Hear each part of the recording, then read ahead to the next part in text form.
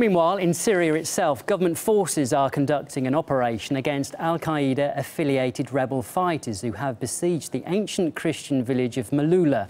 The army says the extremists have taken strategic positions on nearby hills and there are still rebel forces inside the village. Maria Fanoshina reports from the outskirts of Maaloula. Christian pilgrims from all over the world used to take this road to travel to one of their most significant shrines and one of the most holy places in Syria. Its residents still speak Aramaic, the language Jesus Christ is believed to have spoken. We too are driving to Maaloula, but for another reason. On Wednesday, the central Syrian village, which had been among the few in Syria that didn't see any violence since the crisis here started in 2011, was attacked by rebel forces, most of them reportedly members of Jabhat al-Nusra. The war came here. After a car bomb exploded at a checkpoint, the militants of a radical Islamist group considered terrorists by the UN and US stormed in. The army tells us that this is the closest point and we cannot go any further. We can see Maaloula village from here, but the thing is that the militants who are still inside the village can see us as well. There are snipers inside the village, so it is really dangerous to go there. The soldiers say that the militants, mostly from Jabhat al-Nusra group, took over the mountaintop Safir Hotel, and from time to time they're firing from this strategic place. And there are also militants behind this mountain chain. The soldiers say up to 1,500 people. What is the situation right now in Maaloula? The militants, around 300 people, are hiding in Safir Hotel. There are ancient caves there under the village. They use them as well. They're watching us, and we are watching them. But if we start moving, they'll attack us.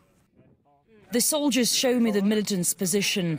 Armed Islamists who are behind a number of violent killings and are believed to be the most aggressive force confronting President Assad almost surrounded the Christian village. Where these people came from? They came from the city of Homs in the north and from the city of Rain Fus in the south. This village is like an island in a storming ocean. We visited Maaloula last spring. A Christian island in a mostly Muslim ocean, the village was indeed unique. We used to live in peace, Muslims and Christians. Of course we're afraid people from outside the city and the country may come and destroy this unity. And it seems the residents' worst fears became a reality. Why do you think the militants attacked this village? They know that American missiles will not strike a UNESCO site, and the army will not dare hit it either. It's a safe haven for them. While we talk, reinforcements arrive. The Syrian army plan an operation to clear Maaloula from Jabhat al-Nusra rebels. There have been rumors that they have left the village, but the army say the militants are still there. And even if they leave Maaloula, they can hide nearby and return. How do you think the situation will change in case of American strike? Will the rebels, the militants from Jabhat al-Nusra, use this opportunity to advance further? Of course they will. America is supporting terrorism in this country.